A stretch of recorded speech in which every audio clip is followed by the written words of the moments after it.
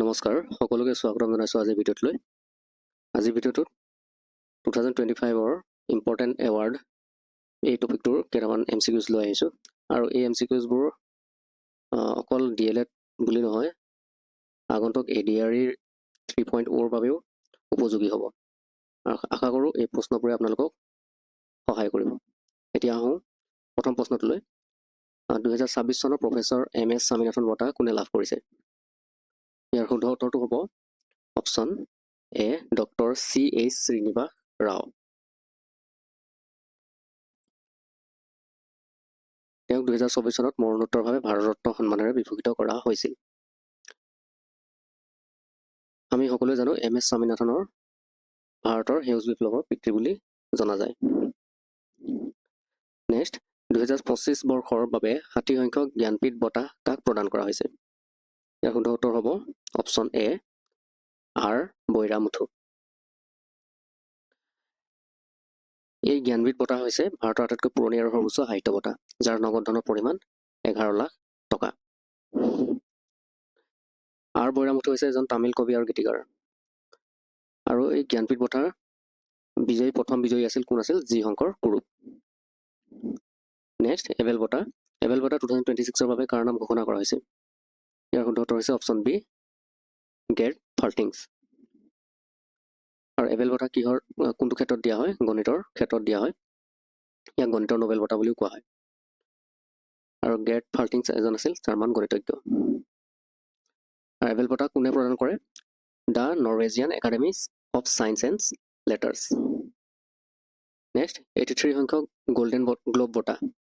Golden globe 2026ত কোনখন ছবিয়ে শ্ৰেষ্ঠ চলচ্চিত্ৰৰ বঁটা লাভ কৰিছে?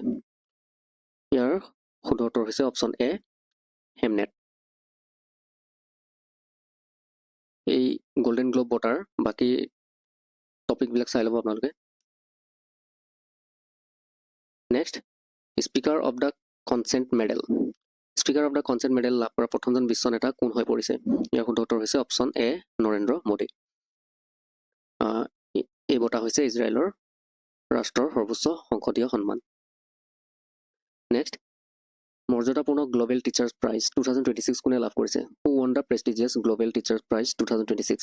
ইয়াৰ শুদ্ধ উত্তৰ হৈছে অপশ্যন এ ৰবল নাগি। আৰু গ্ল'বেল টিচাৰ প্ৰাইজ কোনে প্ৰদান কৰে? ডুবাইত অনুষ্ঠিত বিশ্ব চৰকাৰ সন্মিলনত ভাৰকে ফাউণ্ডেশ্যন আৰু ইউনেস্কোৰ দ্বাৰা প্ৰদান কৰা হয়।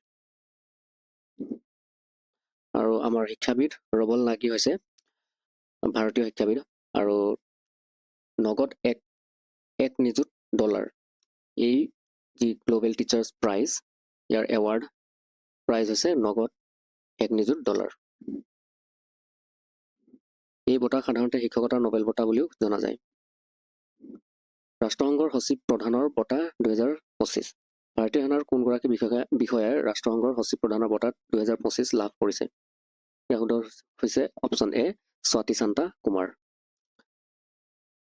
তেওঁ ইকুৱেল পাৰ্টনাৰ্ছ লাষ্টিং পিচ এই শীৰ্ষক প্ৰকল্পৰ বাবে এই বঁটা লাভ কৰে। 2025 চনৰ UNEP চেম্পিয়নছ অফ দ্য আৰ্থ বঁটা কোনে লাভ কৰে? ইয়াৰ শুদ্ধ উত্তৰ হ'ব অপশ্যন ডি সুপ্ৰিয়া সাহু। আৰু সুপ্ৰিয়া সাহু তামিলনাডু চৰকাৰৰ অতিৰিক্ত মুখ্য সচিব।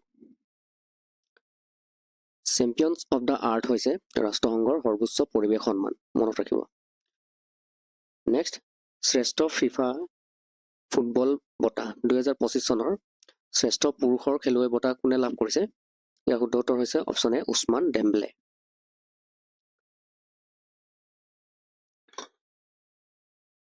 আৰু ফিফা এৱাৰ্ড 2025 ৰিলেটেড বাকীবিলাক চাই ল'ব। শ্ৰেষ্ঠ ফিফা মহিলা খেলুৱৈ কোন, আৰু শ্ৰেষ্ঠ ফিফা পুৰুষ গলৰক্ষক কোন, শ্ৰেষ্ঠ ফিফা মহিলা গলৰক্ষক কোন, এইবিলাক চাই ল'ব আপোনালোকে। উছমান ডেম্বেলে হৈছে ফ্ৰান্সৰ এজন ফুটবল খেলুৱৈ আৰু বৰ্তমান তেওঁ ফিফা যি ফিফা ফুটবল চলি আছে তাত শ্ৰেষ্ঠ প্ৰদৰ্শন দাঙি ধৰিছে। প্ৰথম ফিফা শান্তি বঁটা কাক সন্মানিত কৰা হৈছে? ইয়াৰ শুদ্ধ উত্তৰ হৈছে option A Donald Trump. Next ক্ৰীড়া শাখাত ভাৰতৰ ৰাষ্ট্ৰপতিৰ পৰা প্ৰধানমন্ত্ৰী ৰাষ্ট্ৰীয় বাল পুৰস্কাৰ 2025 কোনে লাভ কৰিছে? ইয়াৰ শুদ্ধ উত্তৰ হৈছে অপশ্যন এ নহয় অপশ্যন বি বৈভৱ সূৰ্যবংশী। ইয়াৰ ইম্পৰ্টেণ্ট বাকী টপিকবোৰ হৈছে 2025 চনত 6টা বিভাগত কলা আৰু সংস্কৃতি, বীৰত্ব, বিজ্ঞান আৰু প্ৰযুক্তি, সমাজ সেৱা, ক্ৰীড়া আৰু পৰিৱেশ এই বিভাগত মুঠতে 20টা শিশুক এই বঁটা দিয়া হৈছে আৰু এই বঁটাত 1 লাখ টকাৰ নগদ ধন থাকে। এই বঁটা ৰাষ্ট্ৰপতি দ্ৰৌপদী মুৰ্মুৰ দ্বাৰা প্ৰদান কৰা হৈছে। নেক্সট, গ্ল'বেল হিউমেনিটেৰিয়ান বঁটা। গ্ল'বেল হিউমেন ছ'চাইটিৰ পৰা গ্ল'বেল হিউমেনিটেৰিয়ান বঁটা লাভ কৰা আটাইতকৈ কম বয়সীয়া আৰু প্ৰথমজন এছিয়ান কোন? ইয়াৰ শুদ্ধ হৈছে অপশ্যন চি, অনন্ত আম্বানী। নেক্সট, মনোহৰ পাৰিক্কৰ যুৱ বিজ্ঞানী বঁটা 2025 কাক সন্মানিত কৰা হৈছে? ইয়াৰ শুদ্ধ উত্তৰ হৈছে অপশ্যন ডি, ডক্টৰ চাই গৌতম গোপাল কৃষ্ণন। এই বঁটাত 5 লাখ টকাৰ নগদ পুৰস্কাৰ প্ৰদান কৰা হয়। নেক্সট, মিছ ইউনিভাৰ্ছ 2025 মুকুট কাক পিন্ধোৱা হৈছে?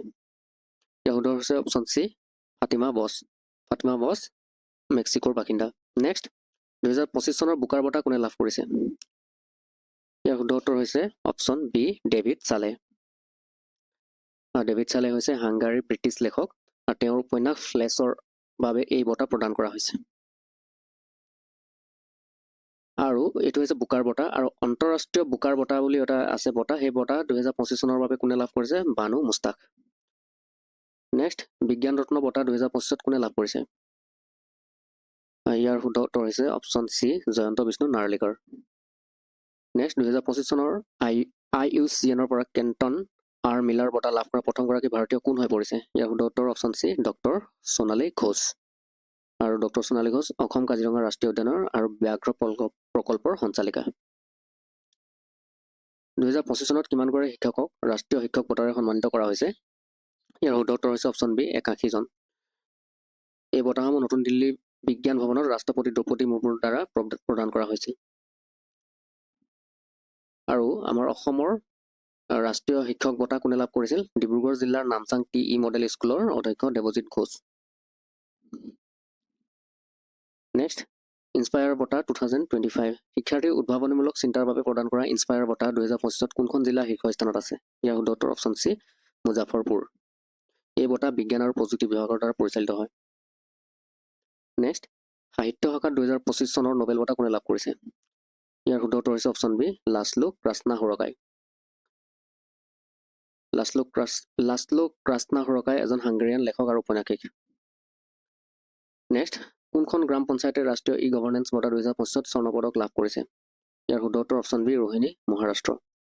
নেক্সট, স্বচ্ছ বায়ু সৰ্বেক্ষণ বঁটা 10 লাখতকৈ অধিক জনসংখ্যা থকা চহৰৰ শ্ৰেণীত স্বচ্ছ বায়ু সৰ্বেক্ষণ বঁটা 2025 কোনখন চহৰে প্ৰথম স্থান লাভ কৰিছে? ইয়াৰ শুদ্ধ উত্তৰ অপশ্যন এ, ইন্দোৰ। এই বঁটা পৰিৱেশ, বন আৰু জলবায়ু পৰিৱৰ্তন মন্ত্ৰালয়ৰ দ্বাৰা আয়োজন কৰা হয়।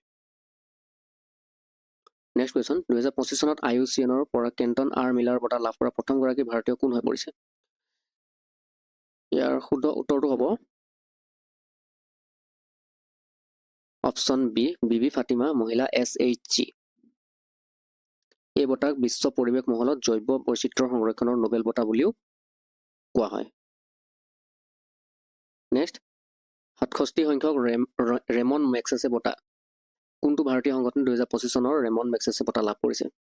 ইয়াৰ শুদ্ধ উত্তৰ হৈছে option D, educate girls. Ramon Magsaysay বঁটা সাধাৰণতে এছিয়াৰ নোবেল বঁটা বুলিও কোৱা হয়। নেক্সট, 170 ঘণ্টা জোৰা ধাৰাবাহিক ভাৰতনাট্যম প্ৰদৰ্শনে কোনে গল্ডেন বুক অফ ৱৰ্ল্ড ৰেকৰ্ডছত নাম অন্তৰ্ভুক্ত কৰিছে? ইয়াৰ শুদ্ধ উত্তৰ হৈছে অপশ্যন এ, ৰেমুনা এভেট পেৰেইৰা।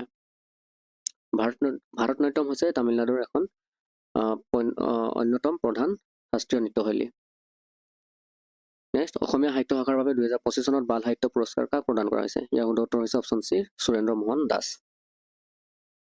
আৰু এই পুৰস্কাৰত কি থাকে? সুদিত তামৰ ফলক আৰু নগদ 50,000 টকা। নেক্সট, সৰস্বতী সন্মান 2024 কাক সন্মানিত কৰা হৈছে? ইয়াৰ শুদ্ধ উত্তৰ হৈছে অপশ্যন ডি, ভদ্ৰেশ দাস স্বামী। KK বিৰলা ফাউণ্ডেশ্যনৰ দ্বাৰা এই সৰস্বতী সন্মান বঁটা প্ৰদান কৰা হয় আৰু এই বঁটাত 15 লাখ টকাৰ নগদ ধন থাকে। নেক্সট, কোনটো মোবাইল এপ্লিকেশ্যনে লোক প্ৰকাশনত উৎকৃষ্টতাৰ বাবে প্ৰধানমন্ত্ৰী বঁটা 2024 লাভ কৰিছে? ইয়াৰ শুদ্ধ উত্তৰ হৈছে অপশ্যন এ, পোষণ ট্ৰেকাৰ। আৰু পোষণ ট্ৰেকাৰ হৈছে শিশু আৰু গৰ্ভৱতী মহিলাৰ পুষ্টিগত স্থিতি নিৰীক্ষণ কৰিবলৈ ব্যৱহাৰ কৰা এবিধ এপ্লিকেশ্যন। তো বন্ধুসকল ভিডিঅ'টো ইমানেই আছিল আশা কৰোঁ এই কুৱেশ্যনখিনি আপোনালোকক উপকৃত কৰিব ভিডিঅ'টো শেষলৈকে চোৱাৰ বাবে অশেষ ধন্যবাদ জনালোঁ